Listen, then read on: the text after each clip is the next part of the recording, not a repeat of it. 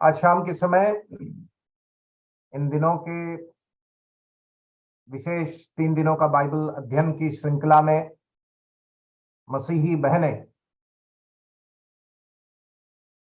इस WhatsApp group के द्वारा, जूम के माध्यम के द्वारा जो बाइबल अध्ययन की श्रृंखला या कड़ी की शुरुआत की गई है, आप सबों को जय मसीह की।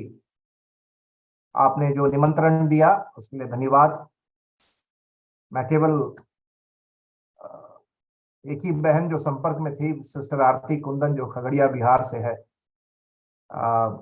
उन्होंने ही संपर्क किया था। प्रभु का धन्यवाद हो सिस्टर के लिए, और अन्य बहनें जो इस कार्यक्रम को संचालित करते हैं परमेश्वर की महिमा के लिए उत्तर भारत में, उन बहनों के लिए प्रभु का बहुत बहुत धन्यवाद।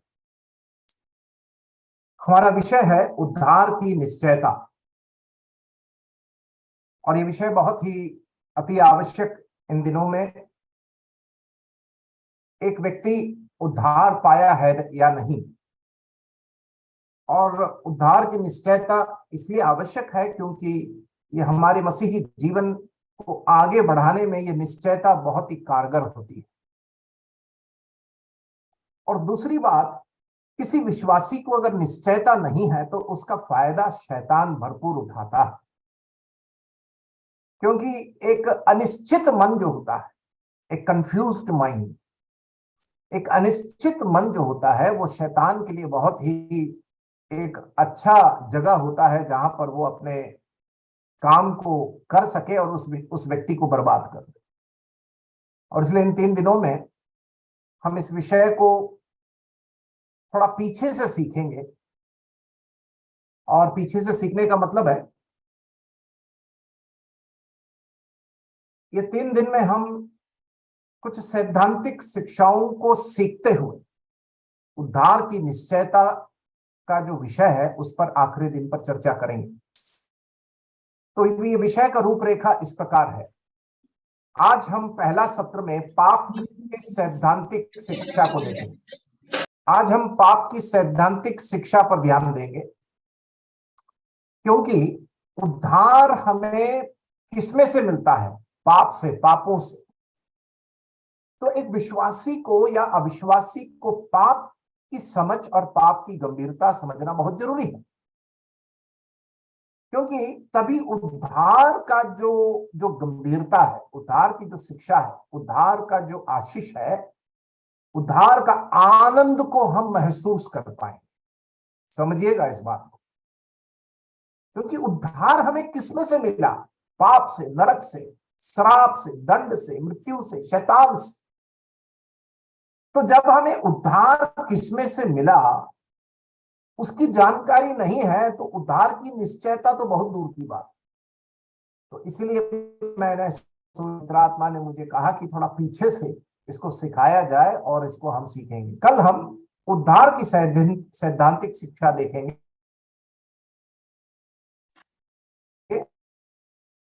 निश्चयता, और इस प्रकार इस विषय का रूपरेखा बनाया गया है। तो सर्वप्रथम पाप की सैद्धांतिक शिक्षा, द डॉक्ट्रिन ऑफ सिन। रोमियो की पत्री 3 अध्याय 10 से लेकर 12 तक हम इस प्रकार पढ़ते हैं। रोमियो की पत्री 3 अध्याय जो आपकी स्क्रीन में लिखा है, वो वचन जैसा लिखा है कि कोई धर्मी नहीं, एक भी नहीं, कोई समझदार नहीं, कोई परमेश्वर का खोजने वाला नहीं, सब भटक गए हैं, सब के सब निकम्मे बन गए, कोई भलाई करने वाला नहीं, एक भी नहीं। पौलुस बखूबी मनुष्य का जो पतन, मनुष्य की भ्रष्टता को इस वचन में समझाता है कि मनुष्य कितना परमेश्वर से दूर, अलग, और परमेश्वर के पास आने की योग्यता नहीं रखता है, क्योंकि कोई धर्मी है ही नहीं, कोई समझदार नहीं है, कोई परमेश्वर का खोजने वाला नहीं है, सब के सब भटक गए हैं और सब निकम्मे बन गए हैं, कोई भलाई करने वाला नहीं, एक भी नहीं। और इस वचन को बुनियादी वचन बनाते हुए आइए हम इस अध्ययन को आगे बढ़ाते हैं। सबसे बड़ी समस्या आज सबसे बड़ी समस्या आज इस संसार में मनुष्यों के बीच में वो है पाप की अज्ञानता, द इग्नोरेंस ऑफ सिन। ठीक है, पाप की अज्ञानता। सुनने वालों से अनुरोध है कि आप केवल सुने, आप नोट्स ना बनाएं। आपको नोट्स मैं भेज दूंगा, ठीक है? सहमति है? आप अच्छे से बैठकर सुने। हाँ, नोट्स मैं आपको भेज दूंगा। आप केवल बाइबल को खोलें और रेफरेंस जो बोला जाता है हो सके तो खोल के उसको पढ़े। आप लिखे ना, नोट्स मैं आपको भेज दूंगा, ठीक है? इस लिखने के चक्कर में आप समझ नहीं पाएंगे। तो हम इस स्क्रीन में देखते हैं पाप की अज्ञानता। आज की सबसे बड़ी समस्या है कि मनुष्य पाप की जो जो सच्चाई है, जो सिद्धांत है, उससे अज्ञान है। Man is ignorant of sin, और अज्ञानता ही सबसे बड़ी पाप। और मनुष्य अज्ञान है बोलकर परमेश्वर के सामने तर्क नहीं दे सकता। देखिए स्क्रीन में कुछ बिंदुएं लिखी गई है। पहला बिंदु, मनुष्य पाप की वास्तविकता को स्वीकार करने को तैयार नहीं है। आज मनुष्य को आप बोलिए आप पापी है करके, मनुष्य बोलेगा कैसे आदमी हो और आप मुझको पापी बोलते हो। पाप की वास्तविकता, पाप की यथार्थता को स्वीकार करने के लिए आज मनुष्य तैयार नहीं है। पाप में डूबा है, पाप में लिप्त है, पाप में भ्रष्ट है, पाप में बर्बाद हो रहा है, फिर भी पाप पापी है नहीं मानेगा। ये सबसे बड़ी समस्या है, क्योंकि क्या है? अज्ञान है। शैतान ने आंखों के सामने पर्दा डाल दिया। दूसरा देखिए, मनुष्य पाप का परिणाम से अज्ञात है। पापी है उससे अज्ञात है, पाप का परिणाम क्या है उससे भी अज्ञात है। पाप का परिणाम मृत्यु, पाप का परिणाम नरक, पाप का परिणाम गुलामी, पाप का परिणाम न्याय, इससे वो अज्ञात है। तीसरा, मनुष्य पाप को अपने नजरिए से देखना चाहता है। यह भी एक बहुत बड़ी समस्या है। आज मनुष्य पाप को अपने नजरिए से देखना चाहता है। वो कहता है कि आप अपने नजरिए से देखिए, मैं अपने नजरिए से देखूंगा। ऐसा कैसा हो सकता है यार? पाप तो पाप है। आप कभी ये नहीं बोल सकते कि ये पाप नहीं है और ये पाप है। तो मनुष्य अपनी सुविधा के अनुसार पाप को परिभाषित किया है। आज जैसे उसको सहूलियत होता है वो पाप को पाप कहता है। पाप या अवसर के अनुसार अवसरवादी है, इसलिए वो पाप को पाप नहीं है, अपने सहूलियत के अनुसार कहता है। ये तो नहीं हो सकता। आखिरी में, मनुष्य पाप का न्याय और दंड से भयभीत भी नहीं। किसी को कोई भय नहीं है कि एक न्याय हो रहा है, एक दंड आने वाला है, एक नरक करके एक जगह है। इसका कोई फिक्र आज मनुष्य को नहीं है। इसीलिए पौलुस ने रोमियों को पत्र में लिखा, सब भटक गए हैं, सब बर्बाद हो गए हैं, कोई खोज सत्य को खोजने वाला नहीं। तो आज इस दुनिया की सबसे बड़ी समस्या है पाप जैसे गंभीर सिद्धांत या सच्चाई का अज्ञानता। मनुष्य अज्ञान है, पढ़ा लिखा है फिर भी अज्ञान है, जिसको हम आज की भाषा में बोलते हैं ये मनुष्य पढ़ा लिखा मूर्ख है। अंग्रेजी में बोलते हैं पुरुष। ऐसा मनुष्य है पढ़ा लिखा मूर्ख, पढ़ लिख लिया, ज्ञानी बन गया, लेकिन पाप की वास्तविकता को नहीं समझ पे आया। So man is an educated.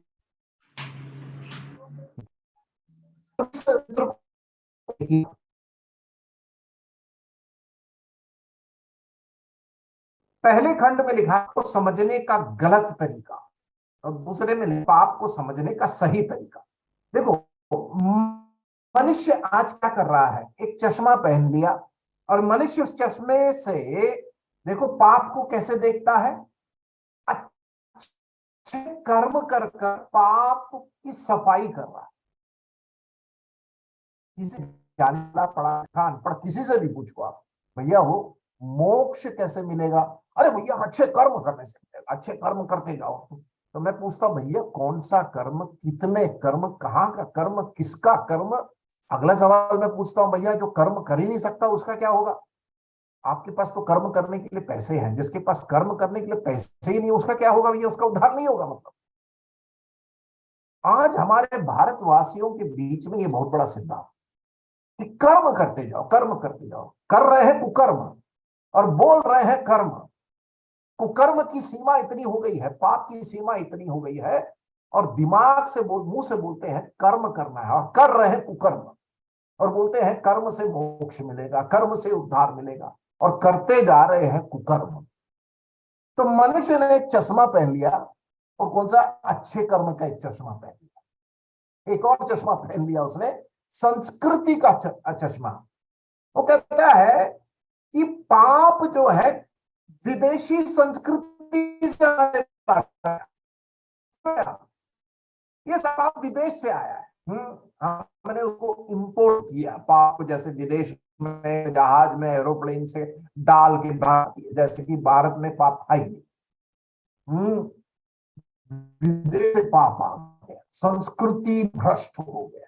देख रहे हैं? तो दूसरा चश्मा है संस्कृति का चश्मा, उस चश्मे से पाप को देखते हैं। तीसरा एक और चश्मा पहन लिया है, कौन सा? शिक्षा का चश्मा। शिक्षा का चश्मा से मनुष्य कहता है अरे पढ़े लिखे हो जाने से पाप नहीं करते, अगर पढ़ लिख ही रहे हैं तो पाप ज्यादा हो जाए। समझ रहे हैं? और अगर आंकड़े देखें तो सबसे बड़े गंभीर पाप तो भारत में पढ़े लिखे लोग ही कर रहे हैं, चाहे वो भ्रष्टाचार हो, चोरी हो, चाहे वो व्यभिचार हो, चाहे वो परस्त्री गमन हो, है वो तो सब कर रहे हैं, और बोलते हैं कि शिक्षित होने से पाप नहीं होता। एक और पाप है परंपरा। पाप को परंपरा से, रीति रिवाज से देखने लग गए हैं। ठीक है? उसके बाद एक और है धर्म। धर्म से है, धर्म के नजरिए से पाप को देखना, धर्म के नजरिए से। ठीक है? और आखिरी है अनुभव। आपका अनुभव है, आप नहीं कर सकते। तो मनुष्य आज इस पाप जैसे यथार्थ सच्चाई को है, ये पाप है, ये पाप नहीं। समझ रहे? तो मनुष्य अपनी बुद्धि से, अपने शिक्षा से, अपने कर्म के आधार पर, परंपरा से, धर्म के आधार पर, अनुभव के आधार पर कहता है, और के आधार पर पाप को देखकर एक सोच बना ली है, पाप ऐसा होता है, जो ये गलत तरीका है। नीचे देखिए पाप को समझने का सही तरीका, पाप को देखने का सही तरीका है एक बाइबल का ईश्वर को के बारे में समझकर, और वो ईश्वर की पवित्रता को बूझकर, उस पवित्रता की महानता, श्रेष्ठता और उस पवित्रता की सिद्धता को समझकर पाप को देखना। समझ रहे? देखो भैया, झूठ की पकड़ कब होगी? जब सच की जानकारी होगी। नकली चीज की जानकारी कैसे होगी? जब असली चीज की जानकारी होगी। ठीक है? अंधकार और अंधकार का ज्ञान, अंधकार का समझ कैसे मिलेगा? जब ज्योति की समझ आएगी। अच्छा शरीर, अच्छा स्वास्थ्य की समझ कैसे आई है? जब बीमारी की समझ आएगी। ध्यान से सुनिए, मैं तर्क की बात कर रहा हूं, थोड़ी सी बुद्धि की बात कर रहा हूं। अंधकार की समझ कैसे मिलेगी? जब हमें ज्योति की समझ आएगी। ज्योति को देखते हैं और थोड़ा देर के लिए लाइट ऑफ कर दे तो अंधकार हो जाता है। तो अंधकार की समझ क्यों आई? क्योंकि हमें ज्योति क्या है पता है। झूठ की समझ कैसे आई? क्योंकि सच क्या है पता है। नकली की समझ कैसे आई? क्योंकि असली की समझ है हमारी। तो पाप की समझ कैसे आएगी? जब एक जीवित, पवित्र, पूरा पवित्र, पवित्र, सिद्ध, पवित्र ईश्वर की समझ आएगी, तब हमें समझ में आएगा पाप क्या है। ना कि पाप को मैं अपनी बुद्धि से परिभाषित करूं, ना कि पाप को अपने सहूलियत से करूं और इस्तेमाल करूं। ना ना ना ना, वो गलत है। पाप की समझ तब मिलेगी जब पवित्रता की समझ मिलेगी। तो पवित्रता की समझ के लिए मुझे पवित्र ईश्वर कौन है ढूंढना पड़ेगा, और पवित्र ईश्वर की समझ जब मिलेगी तब समझ में आ रहा है ये होता है पाप। तो बाइबल का परमेश्वर को जब हम ढूंढते हैं, उसको पढ़ते हैं और उसको समझने की कोशिश से परमेश्वर है, पवित्रता में एकदम शिरोमणि, पवित्रता में सिद्ध। तो हमें यह देखना है कि बाइबल का परमेश्वर कितना पवित्र। मेरे घर में दूध वाला दूध देने आता है तो उससे पूछता है, जरा दूध शुद्ध है? हाँ भाई साहब शुद्ध है। पानी नहीं डाला? हाँ भाई साहब तो पानी तो डालता हूं, तो फिर शुद्ध कैसे हुआ? नहीं नहीं, शुद्ध भी है अशुद्ध भी। है दूध अशुद्ध है, शुद्ध नहीं।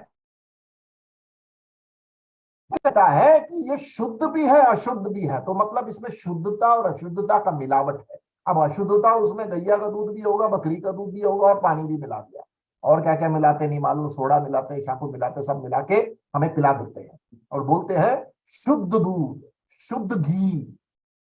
समझ रहे? तो हमें हमें ये शुद्धता का जो परिमाण कैसे पता चलेगा, या अशुद्धता का परिमाण कब कैसे पता चलेगा? जब हमें शुद्धता 100% समझ होगी, तब समझ में आएगा कि दूध कितना अशुद्ध है, या घी कितना अशुद्ध है, या पेट्रोल या डीजल। मेरी बात समझे? तो पाप की सही समझ कैसे मिलेगी? जब हमें परमेश्वर की सही समझ मिलेगी, जब हमें ईश्वर की सही समझ मिलेगी, तब पाप की सही समझ मिलेगी। तो हमें इस पाप को समझने के लिए क्या करना पड़ेगा? ये बाइबल को पढ़ना पड़ेगा। संस्कृति, परंपरा, धर्म और अनुभव की चश्मा पहने, उससे पाप की समझ नहीं मिलेगी। समझिएगा इस बात। तो ये जो बाइबल है, ये हमारे हाथ में जो बाइबल है, ये हमें वो पाप की समझ देता है। तो पाप को देखने का गलत तरीका है, पाप को समझने का सही तरीका। पाप का सिद्धांत, पाप का सिद्धांत, डॉक्ट्रिन ऑफ सिन। पाप परमेश्वर की व्यवस्था का उल्लंघन करना है। पाप क्या है? परमेश्वर की व्यवस्था का उल्लंघन करना है।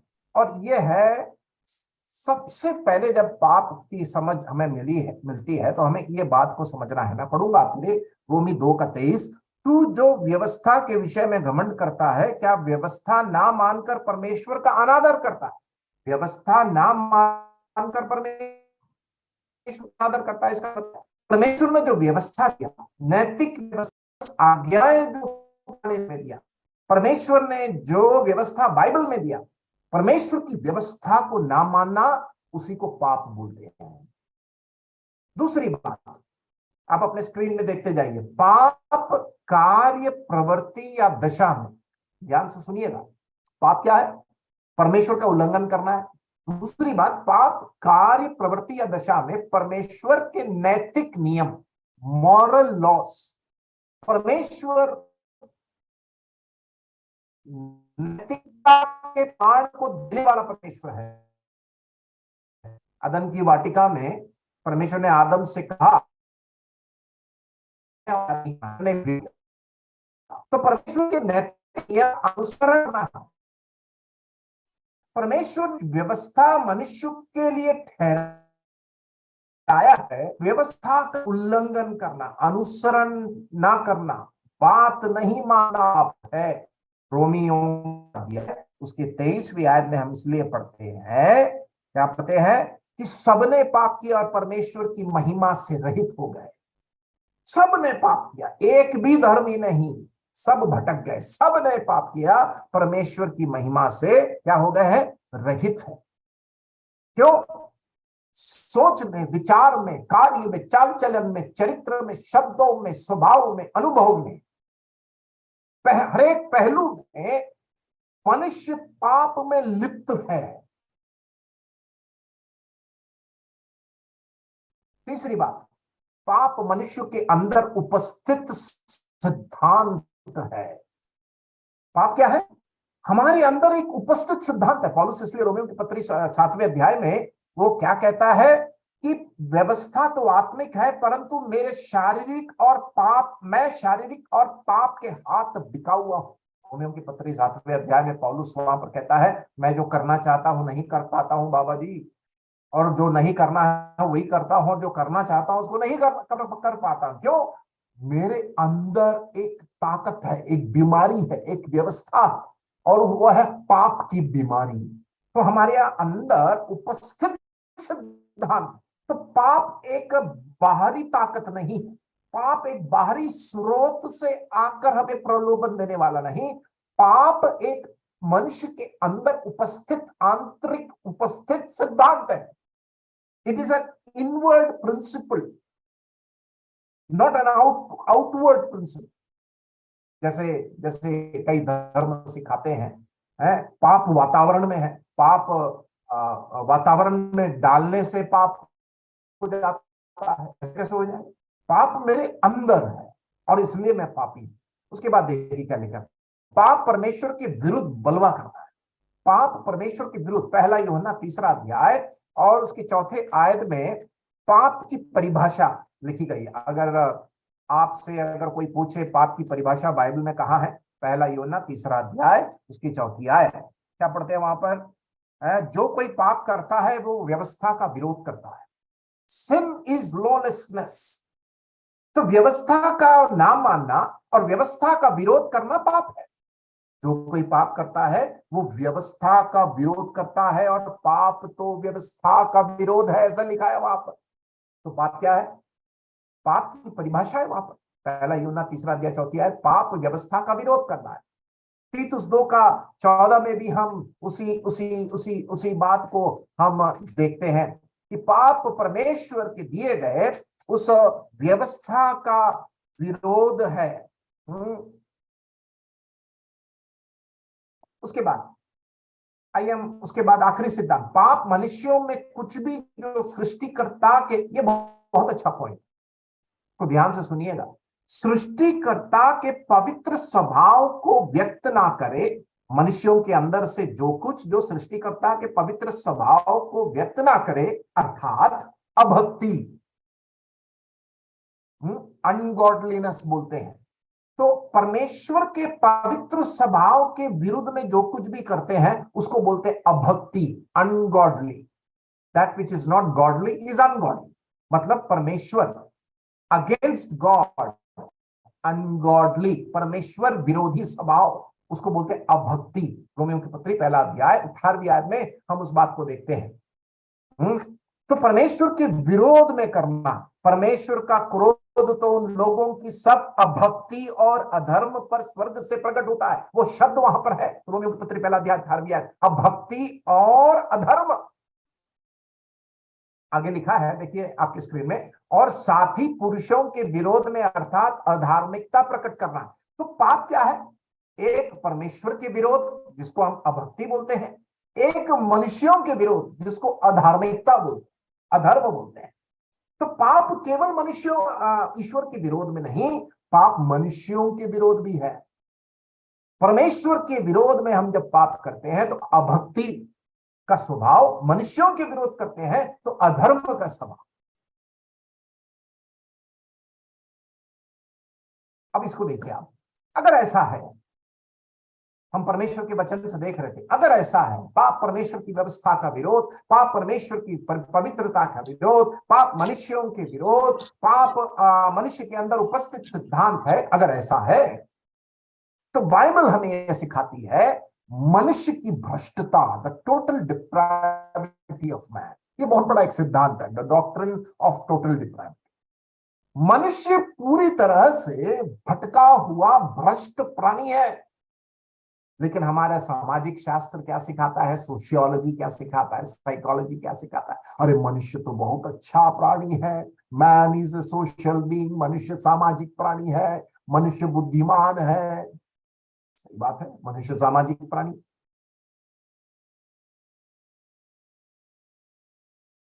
लेकिन हमें इस बात को समझना है, एक मनुष्य का जो आत्मिक जो अवस्था है वो भ्रष्ट है।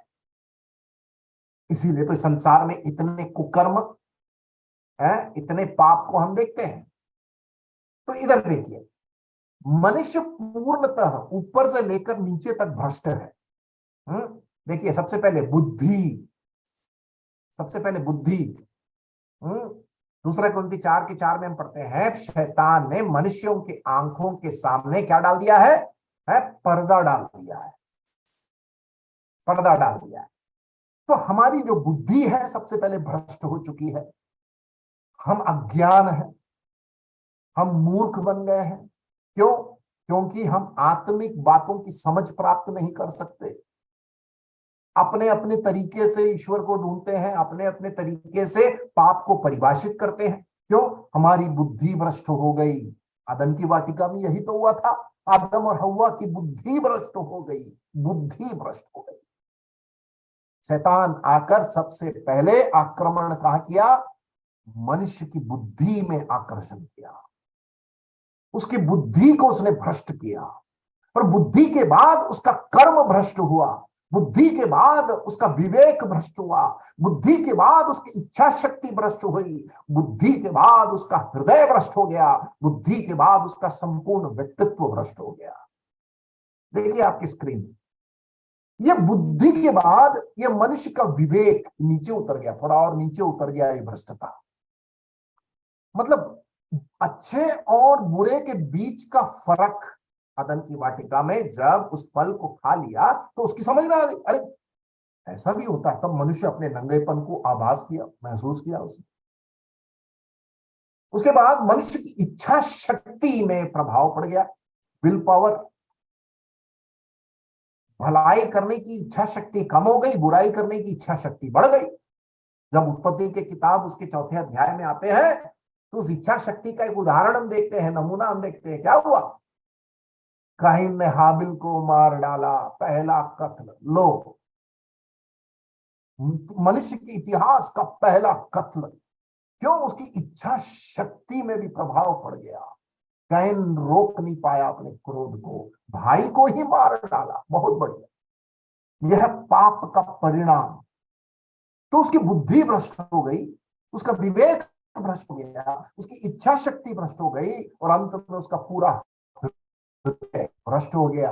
इसीलिए तो यीशु मसीह ने बहुत अच्छे से सिखाया, पढ़ना बहुत जरूरी है। मरकुस रचित सुसमाचार निकालिए जरा, मरकुस रचित सुसमाचार निकालिए, उसका 7वां अध्याय और उसका 21वीं आय। मरकुस रचित सुसमाचार उसका 7वां अध्याय और उसकी 21वीं आय। देखिए मनुष्य की भ्रष्टता की सीमा को देखिए आप, मरकुस 7:21। क्योंकि भीतर से अर्थात मनुष्य के मन से, कहां से निकलता है भैया? कहां से निकलता है? मन से, उसके दिल से, उसका हृदय से क्या निकलता है? बहुत बड़ी सूची लिखी गई। देखिए, बुरी बुरी चिंता, व्यभिचार, 22 में लिखा है, चोरी, हत्या, परस्त्रीगमन, लोभ, दुष्टता, छल, लुचपन, कुदृष्टि, निंदा, अभिमान। उसके बाद क्या लिखा? और मूर्खता निकलती है। उसके बाद देखो क्या लिखा 23वीं आयत में, ये सब बुरी बातें। कौन सी बातें? बुरी बातें भीतर ही से निकलती है। कहां से निकलती है?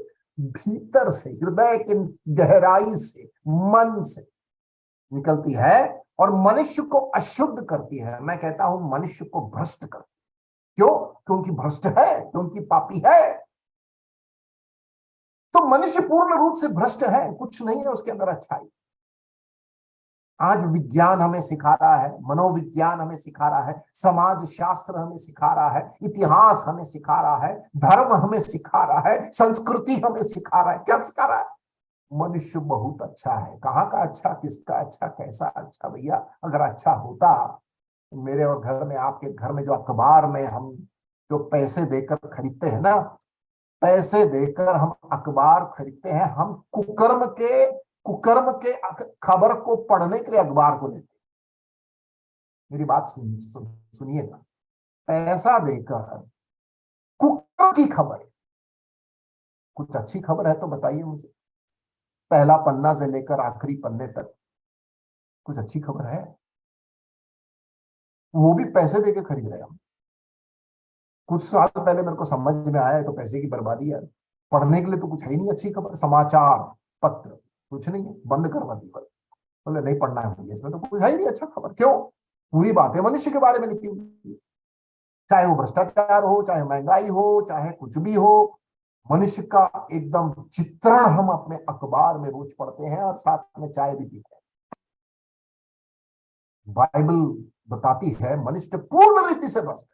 इसीलिए दो चीज आपकी स्क्रीन में लिखा हुआ है, इसको पढ़िए जरा। मनुष्य की संपूर्ण भ्रष्टता सारे मनुष्यों में और उसके सारे घटक में मतलब मन में, शरीर में, सब जगह, सारे घटक में स्वाभाविक रूप से है। तो मनुष्य की भ्रष्टता क्या है? सारे मनुष्यों में। हम यहां देखते हैं कि किस प्रकार ये जो मनुष्य है पूर्ण रीति से भ्रष्ट है। सारे मनुष्यों में, उसके सारे घटक में स्वाभाविक रूप में, और वो परमेश्वर की पवित्रता के सामने किसी भी प्रकार की योग्यता नहीं रखता। मनुष्य के अंदर पाप का स्वभाव मौजूद है। तो ये जो सिद्धांत बाइबल सिखाती है, कौन सा सिद्धांत? मनुष्य की भ्रष्टता। मनुष्य की भ्रष्टता, ये सिद्धांत बाइबल सिखाती है। अगला जो है पाप का परिणाम। पाप का परिणाम क्या है? पहला, परमेश्वर से अलग किए गए। पाप का परिणाम है परमेश्वर से अलग किए। पाप ने परमेश्वर से मनुष्य को अलग किया। क्यों? परमेश्वर पाप को बर्दाश्त नहीं कर सकता, और इसीलिए हम बाइबल में इस परमेश्वर से अलगाव के बारे में हम बार बार इस बात को पढ़ते हैं। रोमियों की पत्री 5:10, क्योंकि बैरी होने की दशा में, रोमी 5:10, बैरी होने की दशा में हम पाप के कारण बैरी हो गए, शत्रु हो गए, मित्रता खत्म हो गई।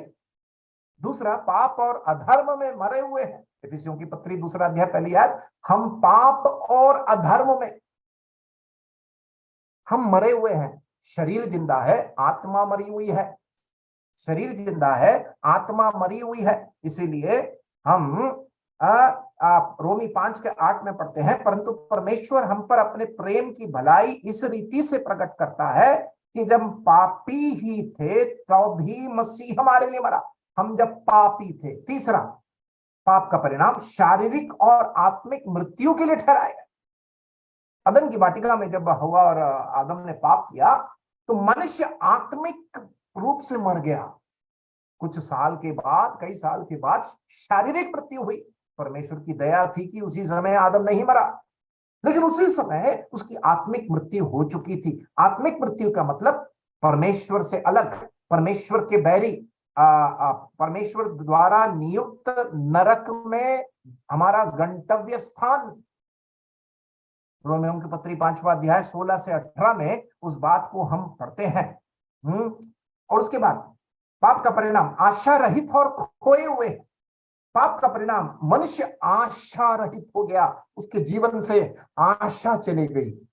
पाप का परिणाम अंत में अनंत नरक के लिए ठहराए गए। ये सारे जो रेफरेंस है, इसको जब हम पढ़ते हैं तो हम बाइबल में पाप की शिक्षा की गंभीरता को हम देख पाते हैं कि परमेश्वर के वचन में पाप को कितना गंभीरता से सिखाया गया। अब ये थोड़ा सा हमें इसको समझने की आवश्यकता है।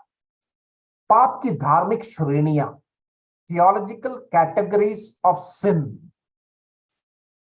मनुष्य क्यों और कैसे पापी है? अब लोग तो यही पूछते हैं, अरे भैया हम कैसे पापी हैं और आप कैसे बात कर रहे हो, हम पापी हैं बोलते हैं आप। तो सवाल है, ये तीन जो श्रेणियां हैं इसके आधार पर मनुष्य पापी है। कैसा? मनुष्य क्यों और कैसे पापी है? पहला, आरोपित पाप। आरोपित पाप। दूसरा, विरासतीय पाप। और तीसरा, व्यक्तिगत पाप। इम्प्यूटेड सिन, इनहेरिटेड सिन और पर्सनल सिन। ठीक है, इन तीनों को हम विस्तारित रूप से अध्ययन करेंगे। सबसे पहले आरोपित पाप। आरोपित पाप, ध्यान से सुनिएगा, थोड़ा सा सैद्धांतिक शिक्षा है, डॉक्ट्रिन है, इसको सीखना बहुत जरूरी है। आरोपित पाप का मतलब है आदम का पाप का आरोप मनुष्य जाति के ऊपर सीधा डाला गया। क्यों? क्योंकि सारी मनुष्य जाति आदम से उद्भव हुए हैं। आदम से उद्भव हुए हैं। आपके स्क्रीन में एक अंग्रेजी में एक डायग्राम है, देखिए उसमें लिखा है आदम का पाप सारे मनुष्यों के ऊपर, सारे मनुष्यों का पाप यीशु मसीह पर क्रूस पर, और यीशु मसीह के बलिदान के आधार पर धार्मिकता सारे मनुष्यों पर जो विश्वास करते हैं। तो आदम का पाप सीधा हमारे ऊपर, हमारे लेखे में लिख दिया गया। आरोपित मतलब सीधा आरोपित किए गए। परमेश्वर क्या किया, आदम का पाप हमारे ऊपर सीधा लगा दिया, आरोपित पाप, डायरेक्टली। मेरी बात समझ रहे हैं आप लोग? आदम ने पाप करने के कारण, और मैं और आप आदम की वंशावली से उत्पन्न होने के कारण, और सारे मनुष्य जाति आदम से जन्म लेने के कारण, वंशावली में, परंपरा में आदम का पाप सीधा लगा दिया गया, हमारे लेखे में, खाते में लिख दिया। कहां लिखा है? रोमियो की पत्री 5:12। क्या पढ़ते हैं? जैसा एक मनुष्य के द्वारा पाप जगत में आया, पाप के द्वारा मृत्यु आई, इस रीति से मृत्यु सब मनुष्यों में फैल गई, इसलिए कि सब ने पाप किया। एक मनुष्य का पाप से सारे मनुष्यों के ऊपर मृत्यु फैल गई। देखिए आपके डायग्राम में लिखा है ना, एडम सिन टू मैन, आदम का पाप सारे मनुष्यों की। दूसरा पाठ, आरोपित पाप का परिणाम क्या है? शारीरिक मृत्यु। आरोपित पाप का परिणाम शारीरिक मृत्यु। पहला कुरिन्थी उसका 15वां अध्याय 22वीं आयत। और जैसा आदम में सब मरते हैं, ऐसा लिखा हुआ है बाइबल में, पहला कुरिन्थी 15:22, आदम में सब मरते हैं, वैसा ही मसीह में सब जिलाए जाएंगे। तो पहला आदम में मृत्यु है और दूसरा आदम में जीवन है। तीसरा, आरोपित पाप का समाधान क्या है? आरोपित पाप का समाधान है धर्म। पहला, जो विश्वास करेगा यीशु मसीह पर, उसको धर्मी ठहराया जाएगा। धर्मी ठहराया जाने का मतलब क्या है? वह कार्य जिसके द्वारा यीशु मसीह की धार्मिकता एक विश्वासी में आरोपित किया जाता है। वाह वाह, बहुत बढ़िया। ऐसा कभी आपने सुना है क्या कहीं पर? कहीं सुना है कि पाप हमने किया और आरोपित पापी हम थे, लेकिन यीशु मसीह जो पाप के लिए, हमारे पापों के लिए क्रूस पर बलिदान हो गया, और जो उस पर विश्वास करेगा, वो यीशु मसीह की धार्मिकता को उस विश्वासी के ऊपर सीधा आरोपित कर दिया जाएगा। मतलब सीधा, जैसे आदम का पाप सीधा आरोपित किया गया, अब जो यीशु मसीह पर विश्वास करेगा, उस यीशु मसीह की धार्मिकता सीधा हमारे अंदर डाल दिया जाएगा। कहां लिखा है? रोमियो की पहला कुरिन्थी, दूसरा कुरिन्थियों की पत्री उसका 5वां अध्याय उसका 21वीं आयत। दूसरा कुरिन्थी 5 का, कि जो पाप से अज्ञात था उसी को उसने हमारे लिए पाप ठहराया। देखिए उसके बाद, कि हम उसमें होकर परमेश्वर की धार्मिकता बन जाए। वाह वाह वाह। पापी का दर्जा, पापी का स्थान, पापी नाम हमारे ऊपर माथे में लिखा हुआ था। लेकिन यहां पर क्या लिखते हैं, पढ़ते हैं, जो विश्वास करेगा यीशु मसीह पर, वो जो अवधा है, स्थान है, वो जो नाम है पापी का हटाकर परमेश्वर एक और लेख लिख देता है। ये धर्मी है, ये पवित्र है। इसको बोलते हैं आरोपित धार्मिकता, इंप्यूटेड राइचियसनेस। तो परिणाम क्या है? यीशु मसीह पर जो विश्वास करेगा वो पापी दर्जे से धर्मी दर्जे में आ जाए। दूसरा, यीशु मसीह का पुनरुत्थान, जिसके द्वारा शारीरिक मृत्यु के ऊपर विजय प्राप्त होती है। क्योंकि यीशु मसीह जिलाए गए, इसलिए हम भी विश्वासी लोग जो है, हम भी शारीरिक मृत्यु के ऊपर विजय प्राप्त किए हुए लोग हैं, विजय प्राप्त करेंगे। तो आरोपित पाप समझ गए आप लोग? आदम का पाप सीधा मुझ पर लादा गया, सीधा मेरे खाते में डाला गया, क्योंकि हम आदम से पैदा हुए हैं, आदम की वंशावली है, सारे मनुष्य जाति आदम से निकले हुए। ठीक है। दूसरे तरफ ये आरोपित पाप का धब्बा मिटाने के लिए यीशु मसीह क्रूस पर हमारे पापों को लेकर चढ़ गया। एक हाथ से उसने हमारे पापों को ले लिया, दूसरे हाथ से उसने अपनी धार्मिकता को दे दिया। वो कहता है, मैं क्रूस पर जा रहा हूं, सारे पाप जो विश्वास करेंगे उनके सारे पाप को मैं क्रूस पर जा रहा हूं। सारे मनुष्य जातियों के लिए वो क्रूस पर मरा, और जो विश्वास करेगा वो अपनी धार्मिकता उनको देगा। तो इसमें सिद्धांत क्या है? मसीह के बिना हर मनुष्य पाप और उसका दंड से आरोपित है। मसीह के बिना हर मनुष्य पाप और उसका दंड से आरोपित है। दूसरा, विरासती पाप। हम लोग तो विरासत पर बहुत घमंड करते हैं।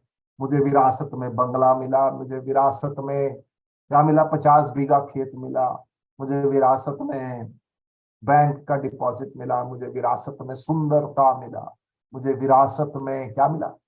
डॉक्टरी की शिक्षा, हमारे घर में तो सब डॉक्टर है, हमारे घर में सब वकील है भाई साहब, तो वकील और डॉक्टरी तो और इंजीनियर तो हमारे विरासत में। घमंड से बात कर, है ना?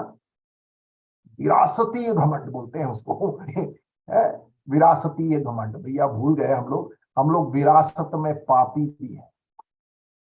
क्यों? देखिए स्क्रीन में क्या है, आदम का पाप के कारण सभी पापी ठहराए गए और हमें यह स्वभाव पीढ़ी पीढ़ी से होकर हमारे माता पिता से विरासत में मिला है। देखिए पिक्चर देखिए आप, पहला मनुष्य कौन था? आदम। आदम से पैदा होते होते हुए सेत, सेत से पैदा हुआ नूह, नूह नूह नूह के बाद मेरा पिताजी पैदा हुआ एक दिन, और उसके बाद मैं पैदा हुआ। विरासत में क्या मिला? मेरे खून के अंदर 2 अक्षर का एक बीमारी, प आखी मात्रा और प, पाप। विरासत में पैदा होते ही साथ इस संसार में हम लोग सब रोते हुए मैं चिल्ला कर पैदा हुए और पाप करने के लिए पैदा हुए। विरासत में मिला हुआ संपत्ति है, बीमारी है, स्वभाव है। उत्पत्ति 5वां अध्याय है, आपके रेफरेंस के लिए लिखा हुआ है, उत्पत्ति 5वां अध्याय उसके 1 से लेकर 3 तक जब हम पढ़ते हैं, आदम की वंशावली यह है। आदम की वंशावली है। अब परमेश्वर ने मनुष्य की सृष्टि को कि तब अपने ही स्वरूप में उसको बनाया, उसने नर और नारी करके मनुष्यों की सृष्टि की और उन्हें आशीष दी, और उनकी सृष्टि के दिन उनका नाम आदम रखा। तब आदम 130 वर्ष का हुआ, तब उसके द्वारा उसकी समानता में, ध्यान दीजिए, आदम की समानता में लिखा है 3री आयत में। तो आदम की समानता क्या थी भैया? उत्पत्ति 1 के 26 में लिखा है परमेश्वर अपने समानता में मनुष्य को बनाया, है ना? उत्पत्ति 1 का 26। लेकिन उत्पत्ति 5 का 3 में लिखा है आदम की समानता। बहुत फर्क है। परमेश्वर ने मनुष्य को अपने स्वरूप में बनाया बिना पाप के। आदम की समानता क्या है? पाप का स्वरूप, पाप का स्वभाव। देखो यहां लिखा है आदम की, उसकी समानता में उसी के स्वरूप के अनुसार एक पुत्र उत्पन्न हुआ, उसका नाम था शेत। सुन रहे हो, पढ़ रहे हो, समझ रहे हो? आदम की समानता में सेत पैदा हुआ, सेत से नोआ पैदा हुआ। पैदा होते होते होते मैं एक दिन पैदा हुआ और मुझे मिला विरासत में ये बीमारी, पाप का। बहुत बढ़िया। अब क्या करोगे? तो विरासत के पाप का परिणाम क्या है? आत्मिक मृत्यु। आरोपित पाप का परिणाम क्या है? शारीरिक मृत्यु। विरासतीय पाप का परिणाम आत्मिक मृत्यु की अवस्था में जन्म लेते हैं। रोमी 5 का 19, इफिसियों की पत्री 2 का 3। विरासतीय पाप का समाधान क्या है? क्रूस पर मसीह का मृत्यु, जिसके द्वारा उसने पाप का न्याय किया। क्रूस पर मसीह की मृत्यु, जिसके द्वारा उसने पाप का न्याय किया। और इसीलिए कुलुस्सियों की पत्री 2 का 11 से जब हम पढ़ते हैं, मैं 13वीं आयत पढ़ूंगा, और उसने तुम्हें भी जो अपने अपराधों और अपने शरीर की खतना हुआ दशा में मुर्दा थे उसके साथ जिलाया और हमारे सब अपराधों को क्षमा किया, और विधियों का वह लेख जो हमारे नाम पर, जो हमारे विरोध में था, मिटा डाला, और उसको क्रूस पर किलों से जड़कर सामने से हटा दिया। क्या? मसीह का मृत्यु, जहां पर पाप का न्याय किया। तो विरासती पाप का सिद्धांत क्या है? हर मनुष्य पाप का स्वभाव के साथ जन्म लेता है। एक और है व्यक्तिगत पाप। मनुष्य का व्यक्तिगत पाप परमेश्वर का न्याय और उसे पापी होकर ऐलान करने का पुष्टि करता है। तो मनुष्य आरोपित पापी है, मनुष्य विरासतीय रूप से पापी है, तो मनुष्य व्यक्तिगत रूप से भी पापी है। तो मनुष्य का व्यक्तिगत पाप परमेश्वर का न्याय और उसे पापी होकर ऐलान करने का पुष्टि करता है। तो ये व्यक्तिगत पाप क्यों करता है? क्योंकि वो आरोपित पापी है, और और क्या है? विरासतीय रूप से भी पापी, तो इसलिए वो पाप करता है। व्यक्तिगत पाप, व्यक्तिगत पाप का परिणाम क्या है? आत्मिक मृत्यु है।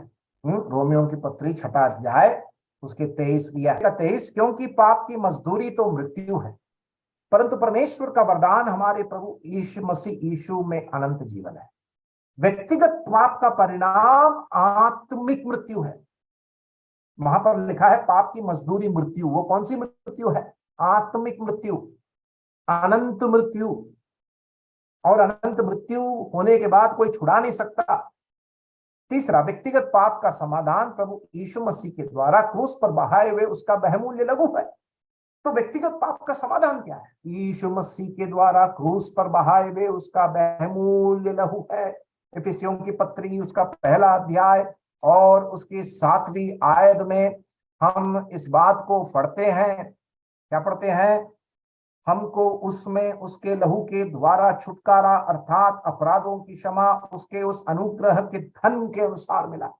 कोई भी व्यक्ति अपने व्यक्तिगत पाप से पश्चाताप कर कर यीशु मसीह पर विश्वास अगर करता है, प्रभु और उद्धारकर्ता होकर अगर स्वीकार करता है, तो उसके व्यक्तिगत पाप माफ किए जाएंगे। उसके बाद इसका सिद्धांत क्या है? मनुष्य का पाप की समस्या का समाधान केवल उस क्रूस पर मसीह के द्वारा ही हो सकता है। तो हर मनुष्य का जो व्यक्तिगत पाप है उसका समाधान क्या है? उस क्रूस पर मसीह के द्वारा ही हो सकता है। तो ये मसीह हमें आरोपित पाप से छुटकारा देने, विरासती पाप से छुटकारा देने, व्यक्तिगत पापों से माफी देने हमारे लिए पाप बन गया। पापी नहीं बना, ध्यान से सुनिए, पाप बन गया। ही बिकेम सिन, ताकि वो हमें धर्मी ठहराए, जिसे जो विश्वास कर। तो अंत में अगर ऐसा है, पाप का सिद्धांत बाइबल यह सिखाती है कि क्या पाप एक यथार्थ सच्चाई है। सिन इज अ रियलिटी। ये एक मायावान सिद्धांत नहीं है। सिन इज नॉट एन इल्यूजन। पाप के कारण मृत्यु और विनाश आया। तीसरा, पाप हमें पवित्र परमेश्वर से अलग करता है। पाप हमेशा परमेश्वर के विरुद्ध किया जाता है। पाप का परिणाम अनंत मृत्यु है। और आपके स्क्रीन में ये सिन का फुल फॉर्म लिखा हुआ है, एस, सेल्फिशनेस, स्वार्थपरता।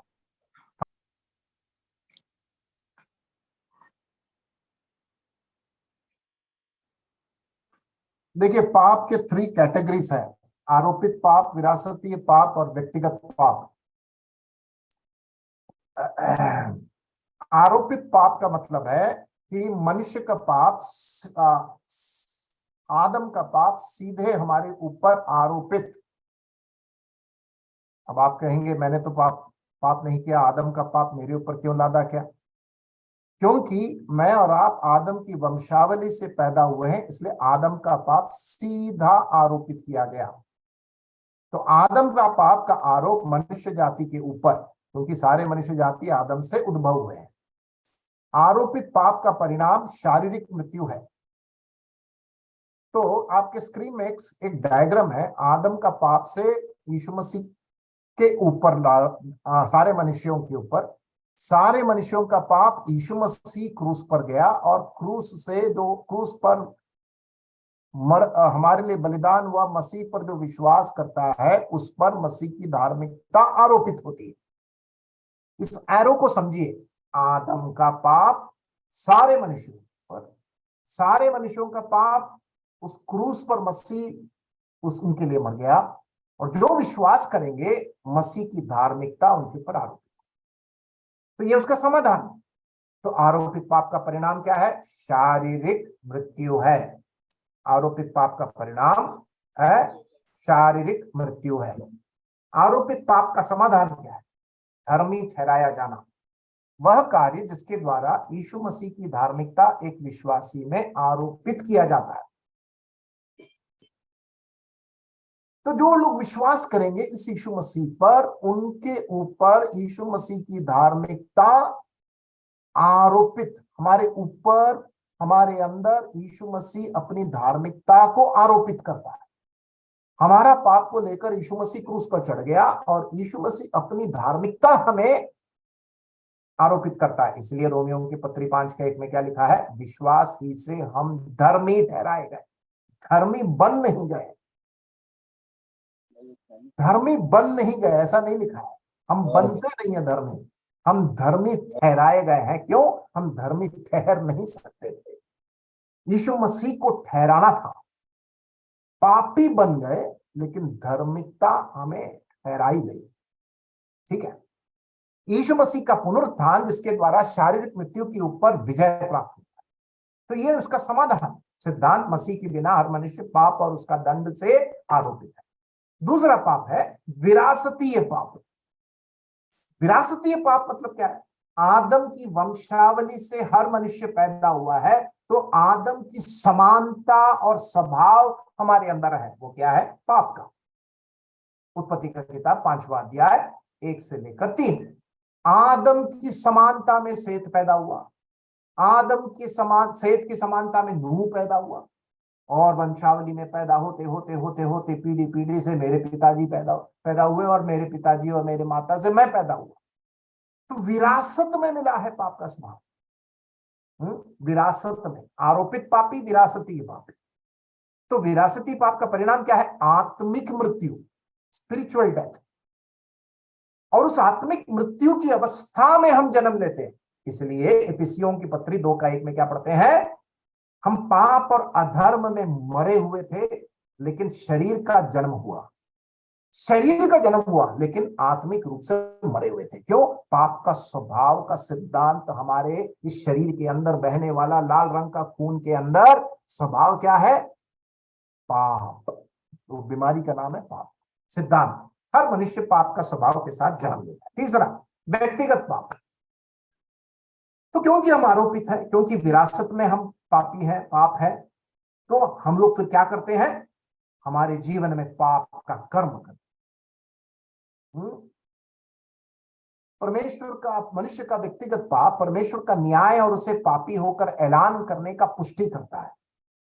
रोमियो की पत्री 3:1 से लेकर 18 वो भाग को आप पढ़ लीजिए। व्यक्तिगत पाप का परिणाम आत्मिक मृत्यु है, अनंत काल की मृत्यु व्यक्तिगत पाप का परिणाम है वो। परमेश्वर अभी इस समय अनुग्रह के युग में पछताने के लिए और उस पर विश्वास करने के लिए आह्वान कर रहा है, ताकि इंसान की आत्मिक मृत्यु ना हो, उसकी आत्मा का उद्धार हो जाए।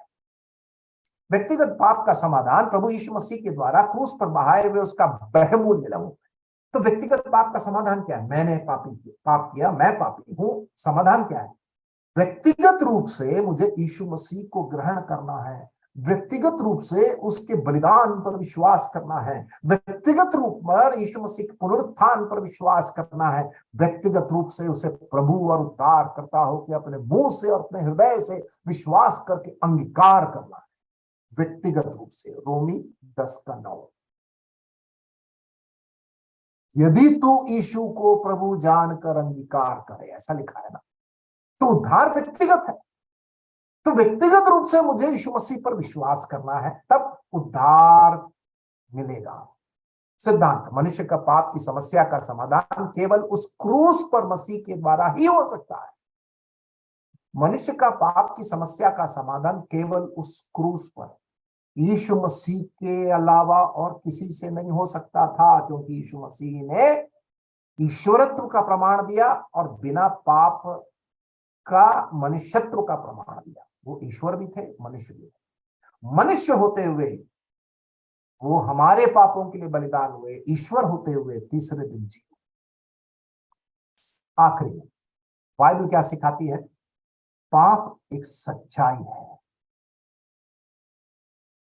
पाप एक सच्चाई है, मनुष्य स्वीकार नहीं करना चाहता है।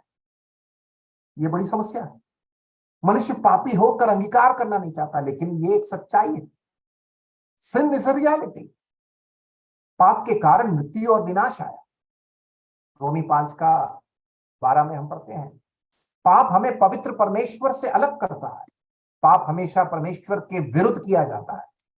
पाप का परिणाम अनंत मृत्यु है। ये बाइबल का सिद्धांत, पाप संबंधित सिद्धांत और शिक्षा है पाप का।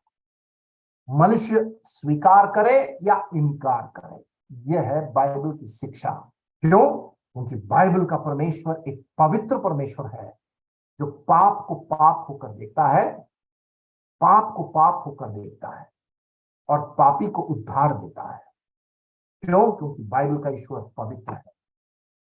एक गीत, बहुत प्यारा गीत है, कुकर्मी हो, नराधम हो, यहाँ का भूला दुष्ट हो, सभी प्रकार अयोग्य हो, लोगों के द्वारा त्यक्त हो, मसीह ने यह कहा, चरण में मेरे कोई आ सकता, यह कैसा भाग्य यीशु ने अधम पापी को मोल लिया।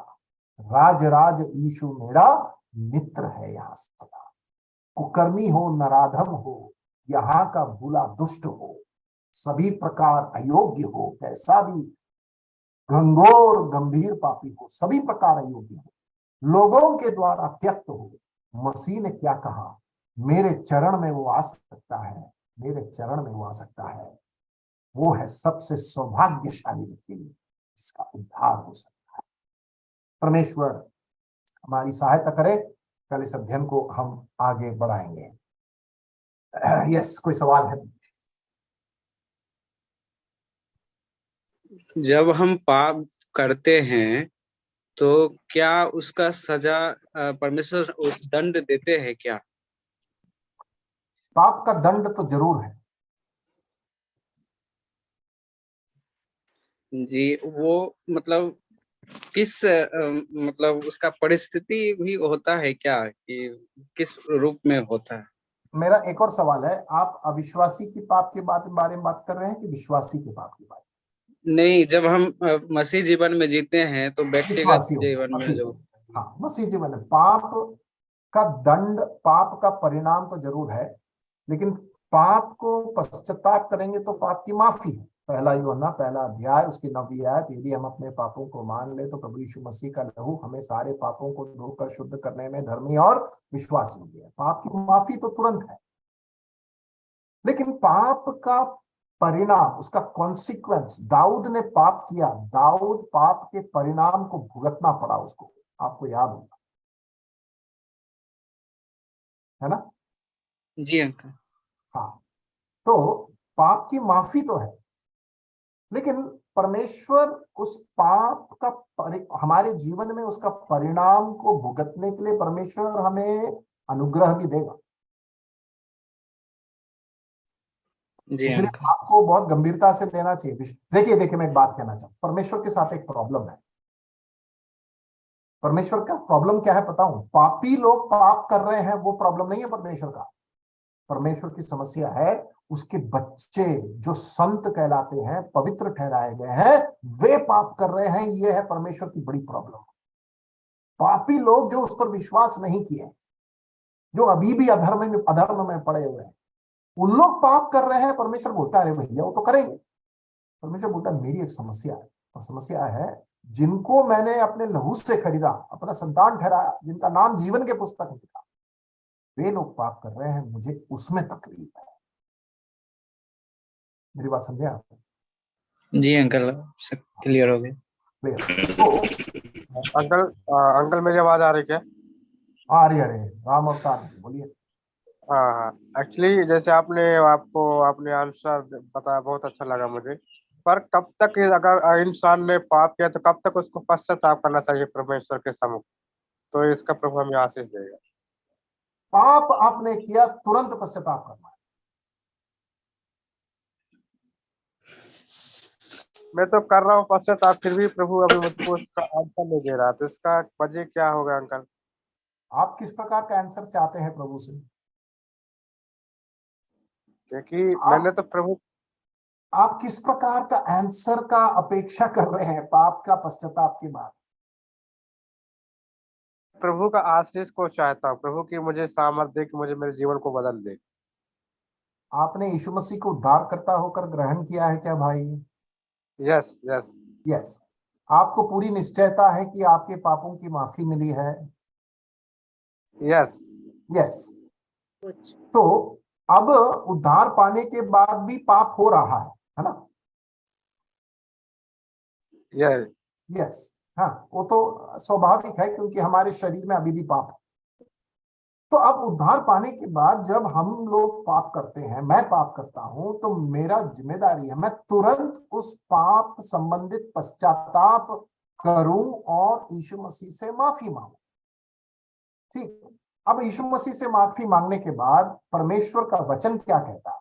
यदि हम अपने पापों को मान ले, कृपया आप अपने बाइबल को खोलें, पहला यूहन्ना पहला अध्याय 9वीं आयत पढ़े भाई, क्या लिखा है वहां पर? यदि हम अपने पापों को मान ले, उसके बाद क्या पढ़ते हैं, तो वह हमारे पापों को क्षमा करने और हमें सब अधर्म से शुद्ध करने में विश्वास योग्य और धर्मी है।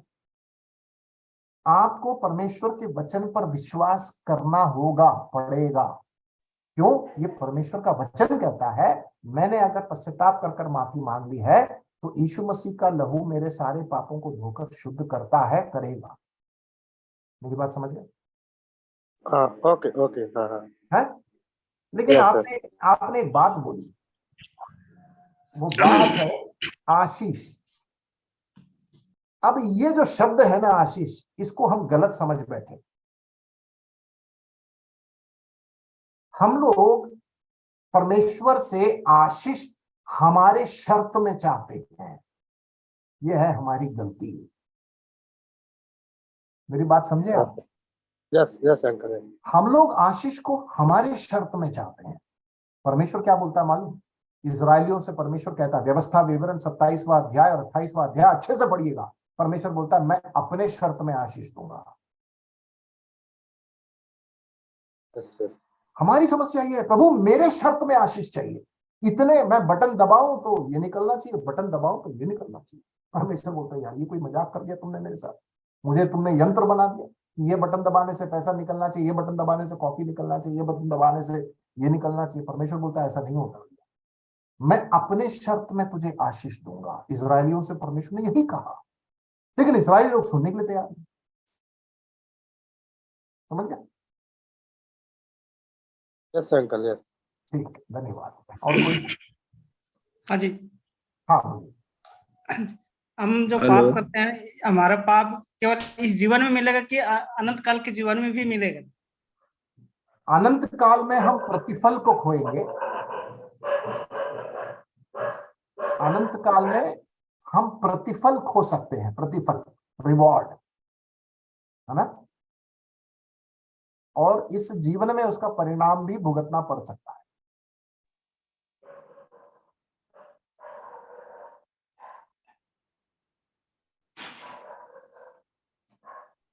तो इसलिए बाइबल में अनेकों चेतावनी के वचन हमें पहले से ही दे दिया गया है। उदाहरण के लिए रोमियो की पत्री 6वां अध्याय 13-14 को हम पढ़े, उसमें लिखा है, अपने शरीर को पाप, अपने शरीर के अंगों को पाप के लिए ना सौंपो।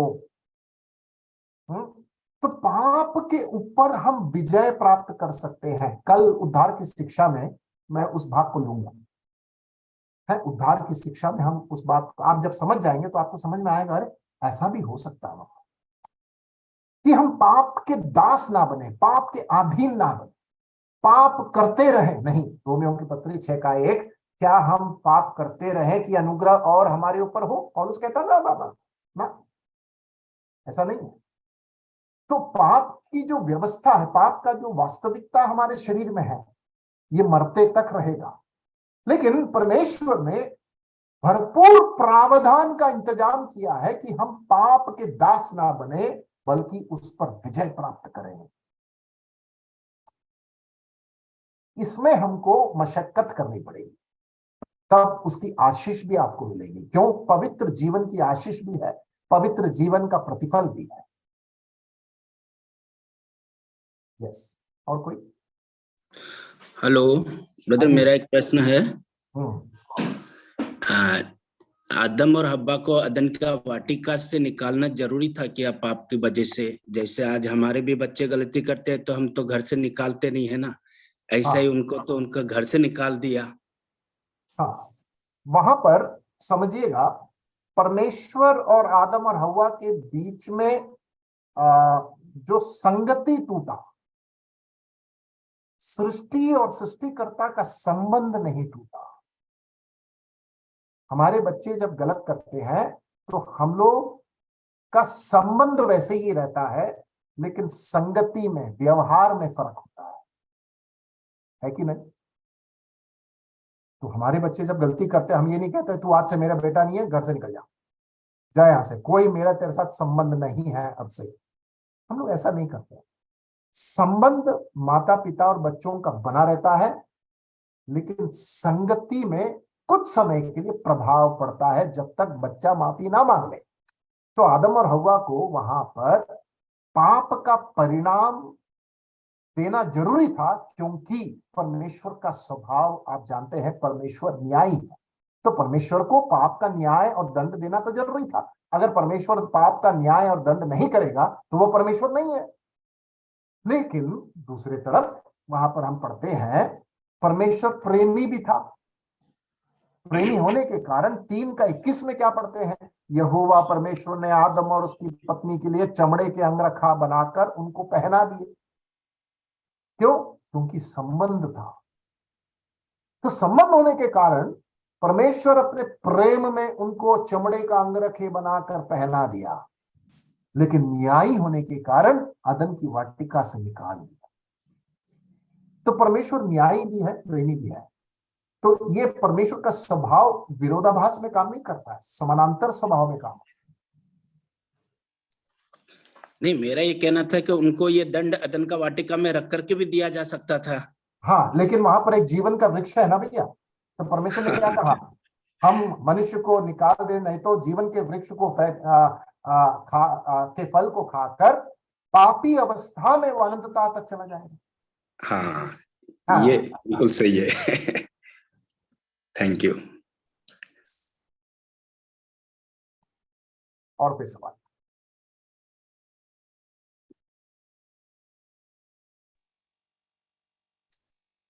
ठीक, चलो कल मिलेंगे। मैं विश्वास करता हूं कि आप इस पाप की गंभीर सैद्धांतिक शिक्षा को गहराई से समझ पा रहे हैं। और वचन को गहराई से ही समझना चाहिए। गहराई में खोदिए, हीरा मिलेगा, मोती मिलेगा। बाइबल को ऊपरी ऊपर मत पढ़िए, गहराई से पढ़ना, सीखना, समझना बहुत जरूरी। ठीक है, तो ये सब सैद्धांतिक शिक्षाओं को हम गहराई से सिखाते हैं ताकि हमारे जीवन में जो प्रैक्टिकल एप्लीकेशन है वो अच्छे से हो। धन्यवाद।